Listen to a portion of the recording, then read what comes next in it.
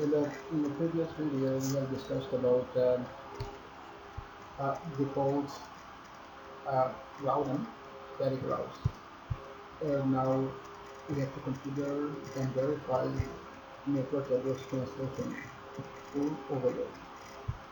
You configure gateway router to translate IP address from this address is 192.168.1.0 network to one of the six usable addresses in 09165.200.224 network. So it's going to be first from 225, 226, 227, 228, and 29, 30. So we are going to translate it into one of the six address space.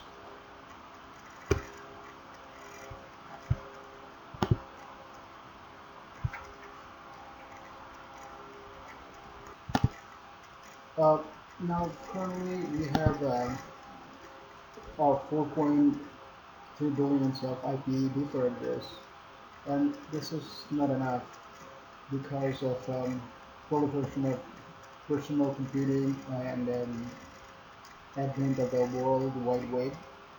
Uh, so we need a solution for that, and the most we have the IPv6 as a solution, but more immediate solution to this address exceptions.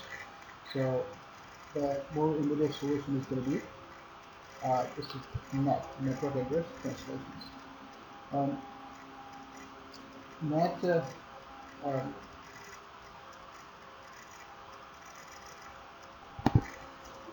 in this pictures we see the private IP address space. Class A start with 10 B start with 100, and C start with 100. These private addresses are used within organizations. Um, this private space allow an organization's devices to communicate locally. This address do not identify any single company or organization. It's just for their devices. Private IP address it cannot be routed over the internet. To allow a device to create a private IP address to access devices and resources outside of the local network, this private IP address first be translated to public address. So this picture you see there's a net and it provides the translations of this private IP address to public IP address.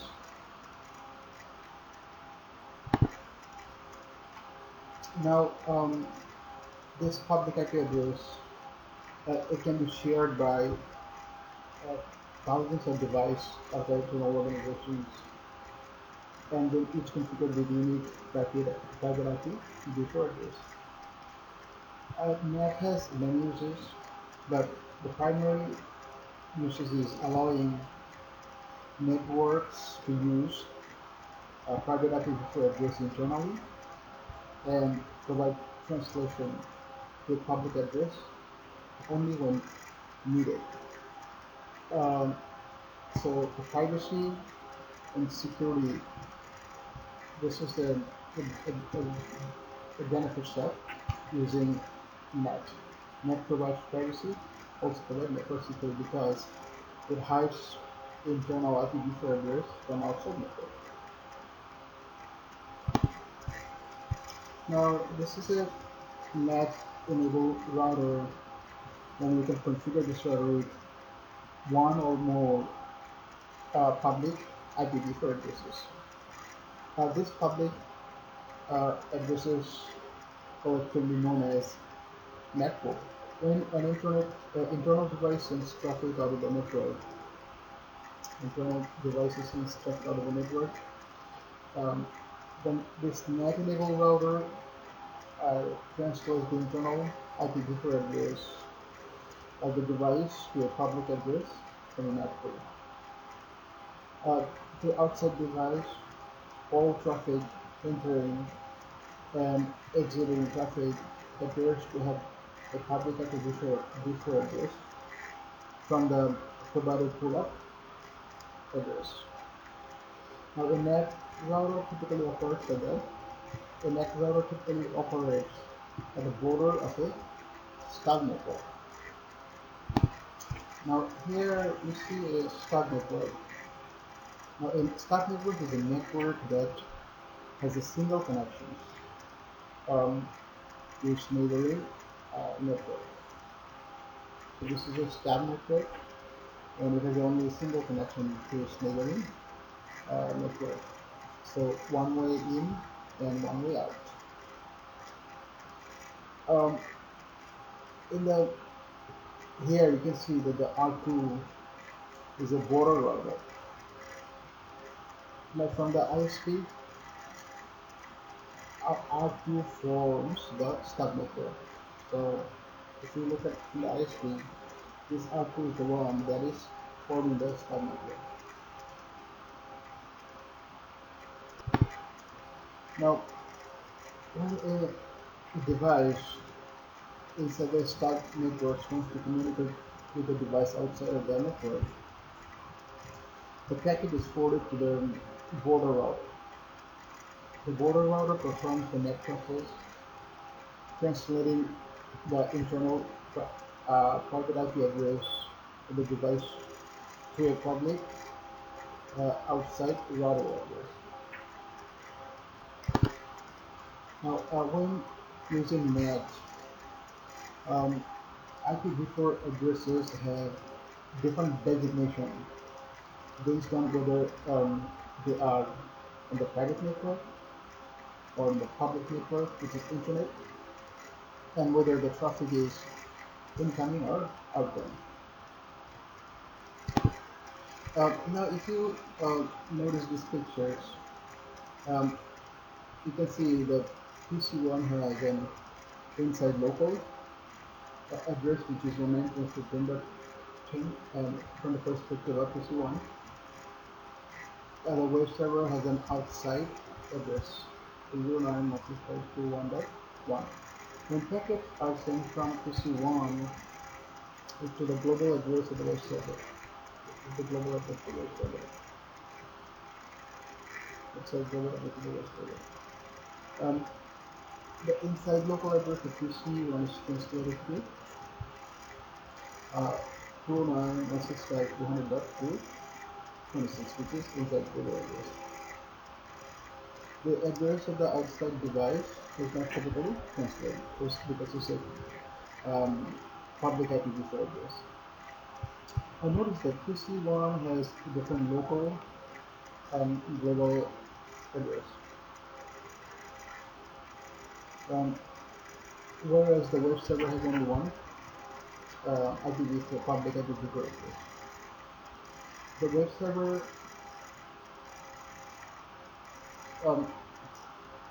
from the perspective of the web server, the traffic originating from PC1 appears to be coming from 209.165.200.226. Now, this NAT router is the demarcation points between inside and outside network, inside network and outside network, as between local and global address. Inside local address, the address of the source is centered inside the network. So this is the inside local address, which is address of the source. Now, inside the global address, inside global address is the address of source as seen from outside network.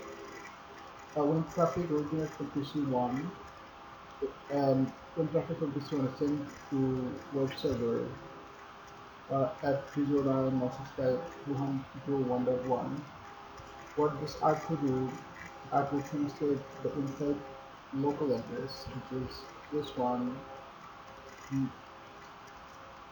inside local area 192.168.10 to 309.165 201.165 10.10.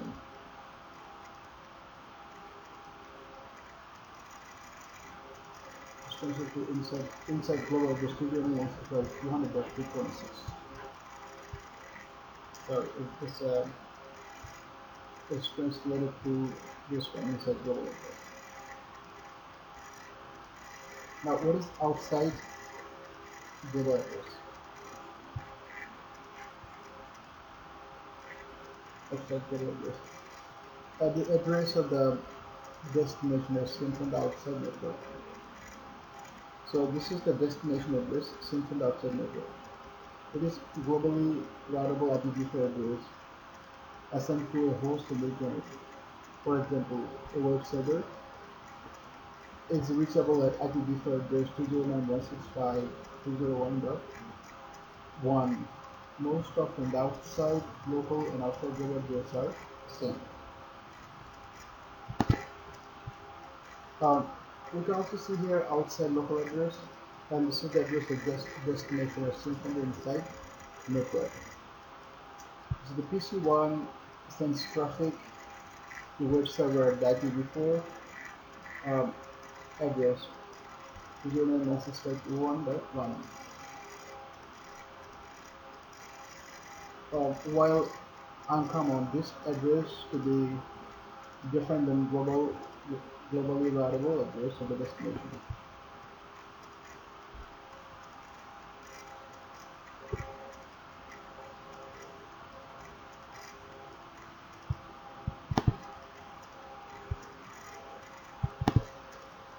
Now let's look at how NAT works. You can see here PC1 sending a packet address to web server. This is the web server. The packet is forwarded by R1 to R2. When the packet arrives at R2, the NAT enabled router, which is R2, the NAT enabled router to reach the source IP address, read the source IP address of the packet to determine if the packet matches the criteria specified for translations.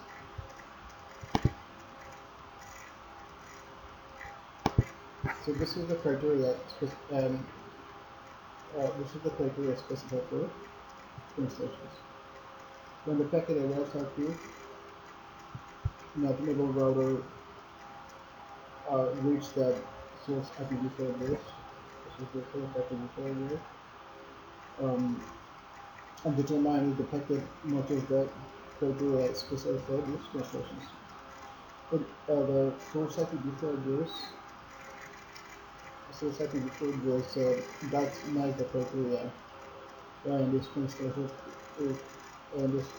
from 192.168.10.22 that inside local address to 209.165.200.220, which is inside global address.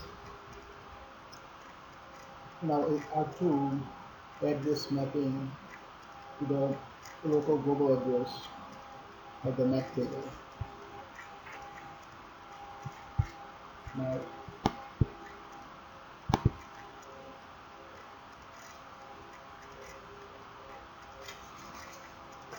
Now R2 sends this package with the translate the source address towards the destination.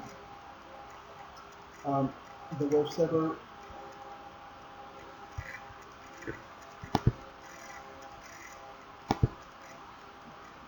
this is the destination address. Now it's what the web server is going to be responding. The web server responds to packet address to inside global address of PC1. Inside global address is 209.165.200.226. This is where it's going to be sending.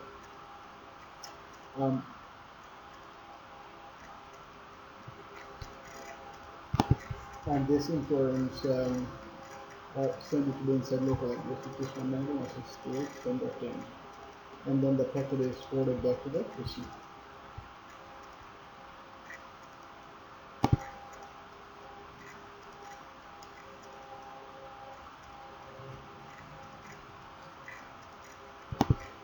Uh, Now let's look at these pictures. In these pictures, uh, you see that how to process each package. It uses a port number, which is 1331 and 1555. Uh, and this port numbers identify the device from which packaging originated. The source address is the inside local address, and with the TCP IP assigned port number added. Um, the destination address is the outside local address. Destination is the outside local address with a service port number added. 88 is HTTP. Um, for source address, R2 translate the inside local address to an inside global address with the port number added. So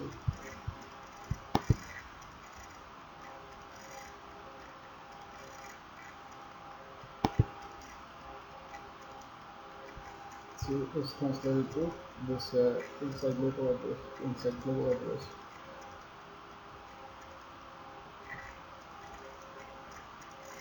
So R2 translates the local address to inside global address with the port number added.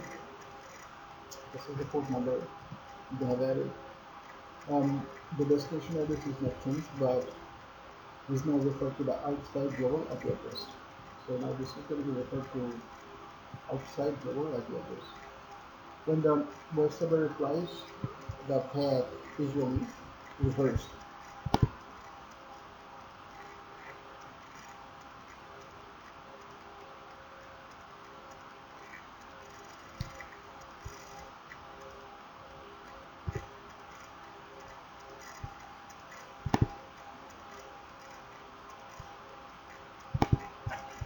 Uh, Now define the pool of usable public addresses. So we have a 6 public address. So this is the address space. Um, so the first address is going to be 225, and last address is going to be 232, and the last address is going to be 231. So because slash 29 means network goes up by 8, so next network address is going to be 232. So last address is going to be 231, but we are going to be using address until 230, which is the 230, which is the 6th address. So 225 to 230. Define the pool of usable public IP address. So IPNet MAC inside pool with the name is a public underscore access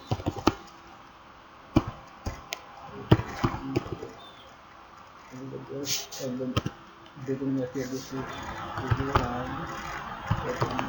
5 200 225 and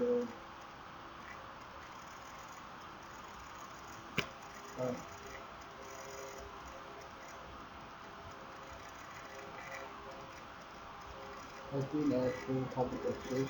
IPNet, we don't need to put it inside. We'll do that over again. IP mark and then question mark is equal to, and then question mark we give the name, which is public underscore access. This is the code name, and then question mark first beginning IP address, which is 09 5 the 200 the 225 and then question mark ending address, which is 209.165.300.230, and then question mark. So we need to use the word netmask and then question mark. We have to network masking. So the network masking is going to be 255, 255, 255, 255, because it is less than my network, and then we enter. Now define match from the inside source list to outside port. So we have to define it. First, IPNet inside IPNet reference label from inside IPNet inside, and what are those inside the IPNet and then source, and then what are those list? We use list 1. Therefore we use access list 1, and then where we're going to get the topic address, so we're going to get the folder, and what is the name of the folder? The public, what is the name of the folder?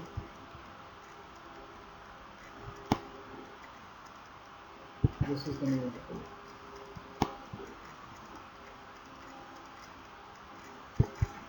Copy.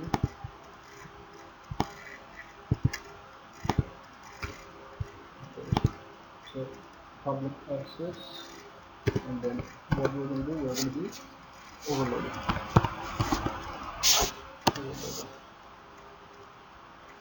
And then character return. So this overload keywords enables the port address translation, which is many to many. We are using private IP address 192.168.1.0 network from this network to one of this public IP address 209.165.200.244 networks, one of the 6 networks. So we're translating from many to many, and this is why we use overload command that enables port address translation. Now this picture shows steps to configure port address translation. You can see the primary differences between these configurations in this example and the configurations of dynamic one-to-one network address translation is overload command. So when we use one-to-one, you don't need to use when you use many-to-many, you use this overload command.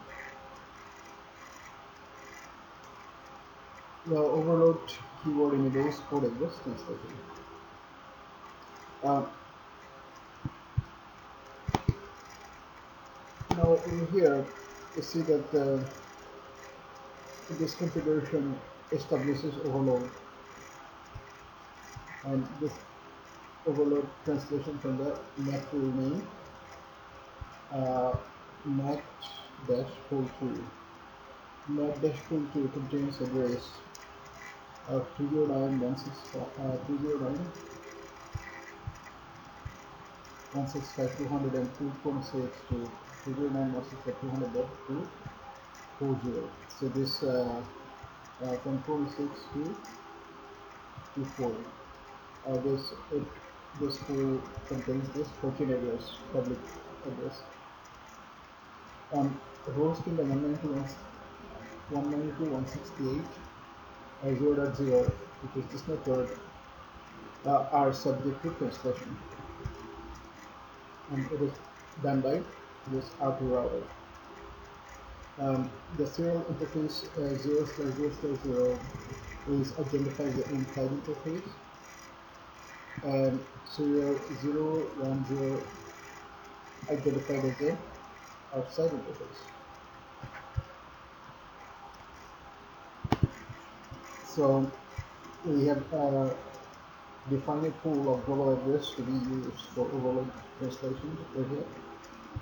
Open state 2 is defining standard access list permitting the address that should be translated.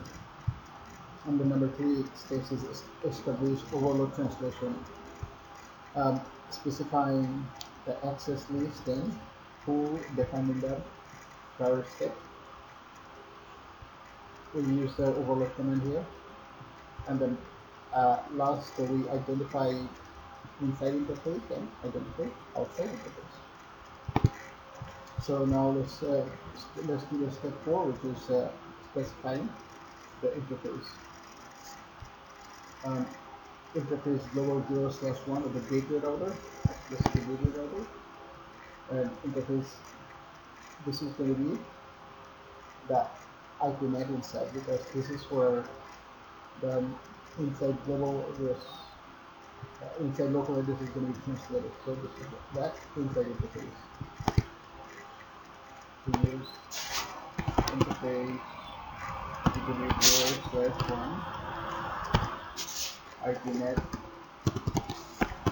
inside IPNet inside, and then interface serial 001. This is the interface serial 001. This is going to be the global IP address, global outside global address. So interface serial 0/1/0 IPNet outside, and we save the running config tool from start config.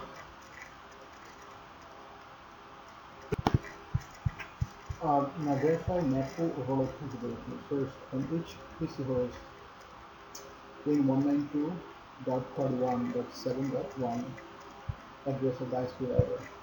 So we pin in here